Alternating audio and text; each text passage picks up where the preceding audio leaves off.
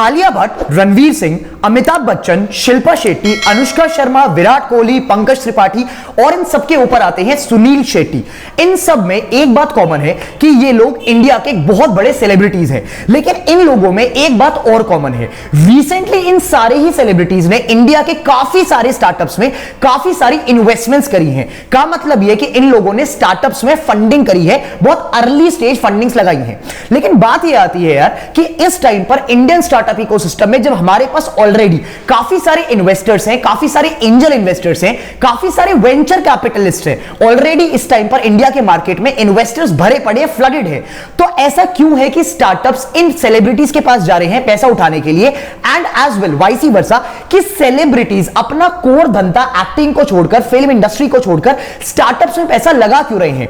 आज इस वीडियो में एनालाइज करने वाले हैं that why exactly are Indian celebrities so much bullish towards the Indian startup ecosystem, why are these celebrities even investing in these startups और इनका पूरा का पूरा एजेंडा इन्वेस्टिंग के पीछे क्या है। मामा अर्थ, हम सब लोगों ने मामा अर्थ ब्रांड का नाम सुना है और हम सब लोगों ने, मेजॉरिटी लोगों ने मामा अर्थ के प्रोडक्ट्स भी यूज करे हैं और हम सब लोगों ने यह बात नोटिस करी है कि मामा अर्थ के इनिशियल एडवर्टाइजमेंट्स में Shilpa Shetty was a big part. लेकिन जो बात इंडिया के कंज्यूमर्स को नहीं पता वो शायद से ये है कि Shilpa Shetty being a brand ambassador, वो एक इन्वेस्टर, एक अर्ली एज इन्वेस्टर भी थी मामा अर्थ में। और सेम सिनारियो ये है नायका के साथ, सेम सिनारियो है प्लम के साथ, सेम सिनारियो है द सोल्ड स्टोर जो कि कपड़ों की एक बहुत बड़ी चेन, एक ऑफलाइन स्टोर की कंपनी है, उसके साथ। और काफी सारे ऐसे इंडिया के ब्रांड्स हैं, इंडिया के स्टार्टअप्स हैं जिनके पीछे, जिनका फेस एक सेलिब्रिटी है, बट सिर्फ फेस नहीं है, एक इन्वेस्टर, वो जो सेलिब्रिटी है वो फेस होने के साथ साथ ब्रांड एम्बेसडर होने के साथ साथ उसी कंपनी का, उसी स्टार्टअप का इन्वेस्टर भी है।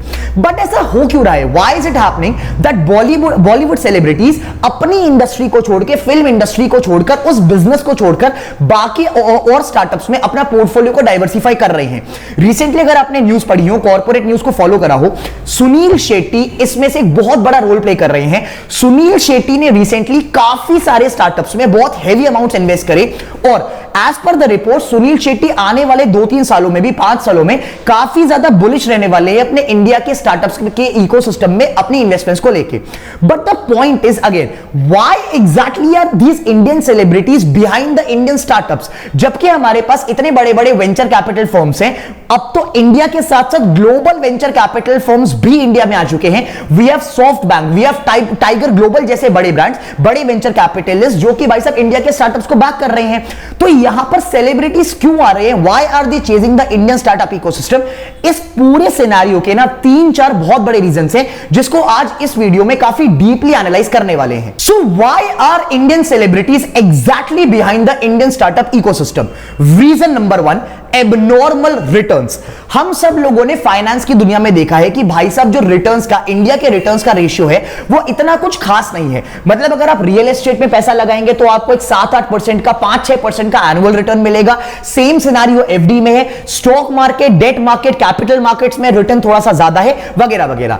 इन सारे सेलिब्रिटीज की अपनी इन्वेस्टमेंट्स रियल एस्टेट में, इनके पास ऑलरेडी सरप्लस मनी है, they are financially quite independent, right? They all have surplus funds to invest. इन सारे लोगों ने जो इनकी इनिशियल इन्वेस्टमेंट्स थी वो सबकी रियल एस्टेट खरीदना, एफडीज कराना, बॉन्ड्स में इन्वेस्ट करना, स्टॉक मार्केट में इन्वेस्ट करना, इन सब लोगों की, अगर आप इनके पोर्टफोलियोज फॉलो करेंगे, इन सब लोगों की ये सारी इनिशियल इन्वेस्टमेंट्स तो थी ही। गोल्ड में इन्वेस्ट करना जो कि हम नॉर्मल कंज्यूमर्स की भी होती हैं।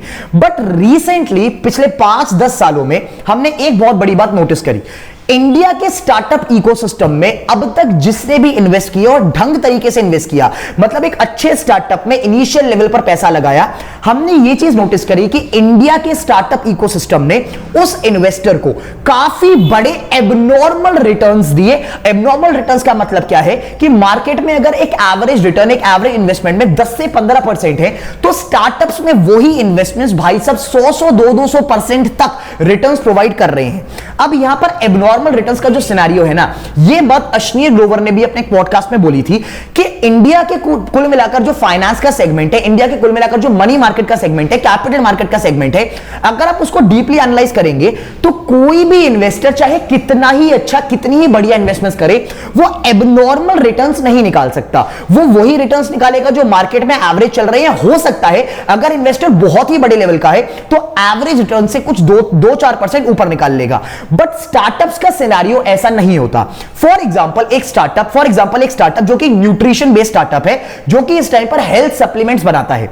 इस टाइम पर वो स्टार्टअप 1 साल हो चुका है, 1 साल धंधे में हो चुका है और मार्केट में वो अच्छा खासा फ्लरिश कर रहा है। लेकिन हम में से किसी को नहीं पता कि आने वाले 5 सालों में, आने वाले 10 सालों में वो स्टार्टअप कितना बड़ा बन सकता है, उस स्टार्टअप के शेयर्स कितने बड़े लेवल तक जा सकते हैं, उस स्टार्टअप की वैल्यूएशन कितनी बड़ी हो सकती है। That is where the game of abnormal returns comes into place. Startups के जो रिटर्न्स अगर आप कंपेयर करेंगे ना, तो वो मार्केट के जो बाकी इन्वेस्टमेंट्स है उनसे बहुत ज्यादा गुना है। इसका मतलब क्या कि अगर आप मार्केट में एक सेफ गेम खेलते हैं कि भाई साहब मैं तो एफडी में पैसा लगाऊंगा, या फिर एक थोड़ा सा रिस्की गेम खेलते हैं कि मार्केट में मैं स्टॉक मार्केट में पैसा लगाऊंगा, तो उससे अगर आप मान के चलते हैं ऑन एन एवरेज 10 से 12-15% निकालेंगे, तो वही इन्वेस्टमेंट अगर आप एक ढंग के स्टार्टअप में लगाते हैं, that investment can give you a great rate of returns. That is the game, that is the psyche behind this entire startup ecosystem, behind this investments in the startup ecosystem। और ये चीज अब celebrities को पता चल चुकी है। Celebrities के पास ऑलरेडी सरप्लस फंड्स है, पैसे की कमी नहीं है, और इनिशियल लेवल पर इन सब लोगों ने, इन सारे सेलिब्रिटीज ने सेफ रिटर्न्स वाला गेम खेल लिया है। अब क्योंकि स्टार्टअप इकोसिस्टम ऑलरेडी बूम पर है, गवर्नमेंट की साइड से काफी ज्यादा सपोर्ट मिल रही है, इन्वेस्टर्स की कमी मार्केट में नहीं है, और स्टार्टअप इकोसिस्टम इंडिया में इस टाइम पर बहुत बड़े लेवल पर चल रहा है। हमारा इंडिया का स्टार्टअप ऑलरेडी 2nd-3rd रैंक पर आ चुका है दुनिया में। अब सेलिब्रिटीज को यह बात पता है, और celebrities now are after these abnormal returns, जो कि नॉर्मली किसी और मार्केट के इंस्ट्रूमेंट से नहीं मिल सकते। Reason number 2, the cult following, the community following. हम सबको पता है कि इन जितने भी सेलिब्रिटीज है, जो इंडिया के सेलिब्रिटीज है, इन सबकी अपनी कल्ट फॉलोइंग है, कम्युनिटी फॉलोइंग है। का मतलब क्या, इनका एक अपना एक बहुत बड़ा ऑलरेडी एक फैन बेस है। फैन बेस इतना बड़ा है कि अगर एक सेलिब्रिटी कहता है, एक्चुअली जेन्युइनली कहता है, इंस्टाग्राम के पोस्ट के थ्रू, यूट्यूब के वीडियो के थ्रू, या एक टेलीविजन एडवर्टाइजमेंट के थ्रू, कि भाई साहब मैं खुद इस प्रोडक्ट को यूज करता हूं, मैं खुद इस कंपनी में इन्वेस्टेड हूं, मैं खुद इस प्रोडक्ट को काफी ज्यादा पसंद करता हूं, तो कल्ट फॉलोइंग कहती है कि भाई साहब जब ये सेलिब्रिटी ये चीज बोल रहा है, तो हमें एक ना एक बार इस शैम्पू को, इस न्यूट्रिशन ब्रांड को जरूर ट्राई करना चाहिए।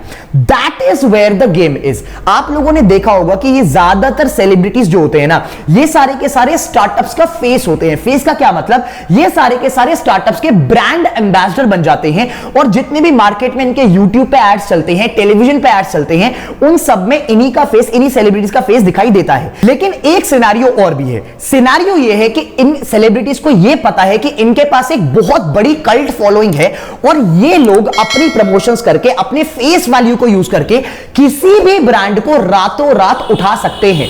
For example Virat Kohli. Virat Kohli has one of the biggest followings in the world on Instagram. अब मान के चलो विराट कोहली ने एक छोटे से ब्रांड में इन्वेस्ट किया, लेट्स से 1 करोड़ रुपए। अब विराट कोहली जैसे बड़े सेलिब्रिटी के लिए 1 करोड़ रुपए कोई भी बड़ी इन्वेस्टमेंट नहीं है, और मान के चलते हैं विराट कोहली ने अपनी 1 करोड़ की इन्वेस्टमेंट के बदले उस स्टार्टअप के 20% इक्विटी खरीद ली, 20% ऑफ द टोटल कैपेक्स खरीद लिया। ठीक है, इस टाइम पर वो स्टार्टअप इतना ज्यादा हैवी नहीं है, इतना ज्यादा फंडेड नहीं है, इतनी बड़ी वैल्यूएशन पे नहीं बैठा हुआ। लेकिन विराट कोहली नोज कि मेरी अपनी कल्ट फॉलोइंग कितनी बड़ी है। विराट कोहली अगर रात रात में एक पोस्ट डालते हैं, तो उस स्टार्टअप के इतने सारे प्रोडक्ट्स बिक सकते हैं, उस स्टार्टअप का रेवेन्यू इतना बड़ा बन सकता है, और वो स्टार्टअप आने वाले टाइम में और ज्यादा बड़े फंडिंग राउंड्स लेकर विराट कोहली की इनिशियल इन्वेस्टमेंट को बहुत बड़े रिटर्न्स दे सकता है। That is exactly what the game is, जो कि ये इंडियन सेलिब्रिटीज प्ले कर रहे हैं। What the celebrities do is, ये लोग अपनी कल्ट फॉलोइंग का, अपने फैन बेस का फायदा उठाना जानते हैं, और अब इन लोगों ने कल्ट फॉलोइंग का फायदा उठाना शुरू कर दिया है in terms of the startups. What they do is they invest in a startup, और वो स्टार्टअप की इन्वेस्टमेंट के साथ साथ उस स्टार्टअप का फेस भी बन जाते हैं, ब्रांड वैल्यू बन जाते हैं, ब्रांड एम्बेसडर बन जाते हैं। और इसके बाद ब्रांड एम्बेसडर बनने के बाद ये लोग अपने सोशल मीडिया पर ये दिखाते हैं कि मैं खुद इस स्टार्टअप के प्रोडक्ट्स यूज कर रहा हूं, मैं खुद इस कंपनी में काफी ज्यादा हेवीली इन्वेस्टेड हूं इमोशनली। तो उससे क्या होता है, इनका जो फैन बेस होता है, जो उनकी कम्युनिटी होती है, वो भी सेलिब्रिटी को देखा देखी में इन स्टार्टअप्स के प्रोडक्ट्स को खरीदना शुरू कर देते हैं, जिसका अल्टीमेटली फायदा उस सेलिब्रिटी को होता है जिसने इनिशियली इस स्टार्टअप में पैसा पोर इन करा था। तो इनको बैठे बैठाए अपने कल्ट फॉलोइंग के थ्रू, अपनी कम्युनिटी के थ्रू हेवी रिटर्न्स मिल जाते हैं। इतने रिटर्न्स मिल जाते हैं जो कि इनकी ब्रांड एम्बेसडर की फीस से भी ज्यादा थे। मान के चलते हैं किसी सेलिब्रिटीज, बहुत सारी रिपोर्ट्स ऐसी हैं कि इन सेलिब्रिटीज ने जब इन्होंने इनिशियली अपना एक जो कॉन्ट्रैक्ट करा, इन्वेस्टमेंट का कॉन्ट्रैक्ट करा, उसमें इन लोगों ने एक चीज बहुत बड़ी करी कि इन लोगों ने ना काफी स्टार्टअप से कोई फीस ही चार्ज नहीं करी कि मैं आपका ब्रांड एम्बेसडर फ्री में बन जाऊंगा, but I need some shares of the company. और इन लोगों को, सेलिब्रिटीज को पता था कि जो मेरी फीस रहने वाली है ना ब्रांड एम्बेसडर के तौर पर, वो बहुत कम होगी as compare to the returns जो मैं स्टार्टअप में इन्वेस्ट करके निकाल सकता हूं। That is the second thing. Reason number 3, FOMO, fear of missing out. अब आप ये चीज समझिए, let's say for example India के कुल मिलाकर फिल्म इंडस्ट्री में वी हैव 200 सेलिब्रिटीज। अब जब ये दिखाई देता है 200 सेलिब्रिटीज में से 100 सेलिब्रिटीज ऑलरेडी स्टार्टअप्स में पैसा लगा रहे हैं और उनको अच्छे रिटर्न्स भी मिल रहे हैं, तो अगर मान के चलते हैं कि कुल मिलाकर इंडस्ट्री में 200 सेलिब्रिटीज हैं और 100 सेलिब्रिटीज हेवीली इन्वेस्ट करके मार्केट से पैसा निकाल रहे हैं, तो बाकी के जो 100 सेलिब्रिटीज है ना, उनको भी कहीं ना कहीं ये लगने लगता है कि भाई साहब ये गेम खेलना पड़ेगा क्योंकि इस गेम में पैसा है। तो जब 200 सेलिब्रिटीज में से 100 सेलिब्रिटीज पैसा लगा रहे हैं, तो बाकी 100 सेलिब्रिटीज जो कि लेफ्ट आउट है, उनको फोमो होने लगता है कि यार हम कहीं ना इस ट्रेंड को मिस आउट कर रहे हैं। द सेम सिनेरियो हैपेंड जब मार्केट में ओटीटी की शुरुआत हुई थी। जब मार्केट में ओटीटी प्लेटफॉर्म्स आए थे, नेटफ्लिक्स आया था, जब मार्केट में डिज्नी हॉटस्टार आया था, इनिशियली सेलिब्रिटीज ने कहा कि भाई साहब नहीं, हम तो बड़े पर्दे बड़ी स्क्रीन वाला धंधा खेलते हैं, हमें ओटीटीज पर नहीं जाना।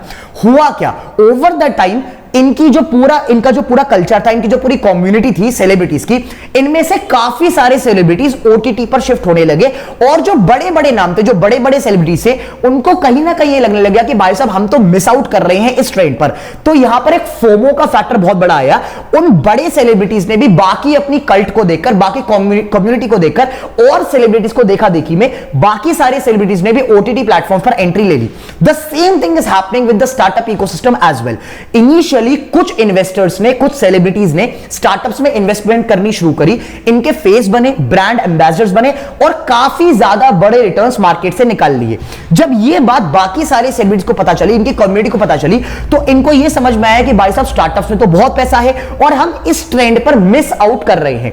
दैट इज व्हाई सेलिब्रिटीज के पास, हर वो सेलिब्रिटी के पास जिनके पास सरप्लस फंड्स अवेलेबल थे, they all entered in the Indian startup ecosystem कि भाई हम भी अपने स्टार्टअप्स में पैसा लगाने वाले और हमें भी अपना इंडिविजुअल पोर्टफोलियो क्रिएट करना है ताकि हम भी मार्केट से एक एबनॉर्मल रिटर्न जनरेट कर सके, जैसे कि हमारे मार्केट में और सेलिब्रिटीज कर रहे हैं। Reason number 4, diversification.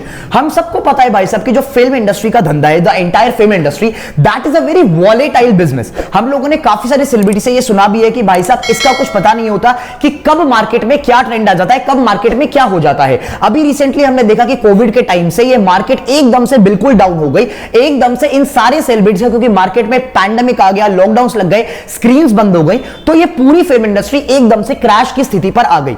Similarly this thing happened जब ये बॉयकॉट बॉलीवुड का ट्रेंड चला, तो हमने देखा कि काफी सारी फिल्म्स, काफी बड़े बजट की फिल्म्स, काफी सारा कैपिटल लगा हुआ था, वो सारी की सारी फ्लॉप हो गई। तो कुल मिलाकर इन सेलिब्रिटीज को ये पता है कि जिस धंधे में ये है, the entire film industry, that is very volatile in nature. तो these celebrities have a tendency to diversify their portfolio and diversify their investments. अगर आप इनमें से किसी सेलिब्रिटी को उठाकर इनकी रिपोर्ट्स को पढ़ेंगे तो आपको यह चलेगा पता कि सारे सेलिब्रिटीज के अपने ऑल्टरनेटिव बिजनेसेस हैं। काफी सारे सेलिब्रिटीज के प्रोडक्शन हाउसेस बने हुए हैं, काफी सारे सेलिब्रिटीज ऐसे हैं जिनके मार्केट में बड़े बड़े रेस्टोरेंट्स हैं एंड इनफैक्ट रेस्टोरेंट्स की चेन्स भी हैं। काफी सारे सेलिब्रिटीज ऐसे हैं जिनके इंडिया में बिजनेसेस तो हैं, बाकी सारे बिजनेसेस बाहर में भी हैं। काफी सारे सेलिब्रिटीज ऐसे हैं जिनके मार्केट में काफी लिकर ब्रांड्स चल रहे हैं, काफी फाइन डाइन रेस्टोरेंट्स चल रहे हैं।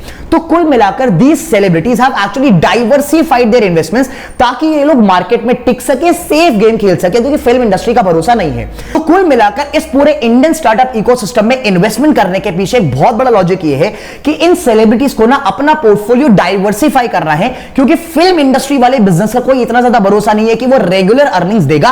Plus diversified portfolio can actually build a great level of passive income as we have seen in the recent years. कुल मिलाकर ये 4 बड़े रीजन हैं why these celebrities, these Indian celebrities are nowadays heavily investing in the Indian startups. और actually देखा जाए ना तो स्टार्टअप्स के लिए बहुत अच्छी बात है, क्योंकि स्टार्टअप्स ग्रो करेंगे तभी हमारी कंट्री की ओवरऑल इकोनॉमी भी ग्रो करेगी और स्टार्टअप्स के पास कैपिटल की कमी ना आए। तो इसलिए इन्वेस्टर्स तो है ही है, वेंचर कैपिटलिस्ट तो है ही है, साथ में इस टाइम पर इंडिया के सेलिब्रिटीज भी स्टार्टअप्स को बैक करने के लिए पूरी लाइन में आ चुके हैं। That is actually a very great thing for the Indian startups.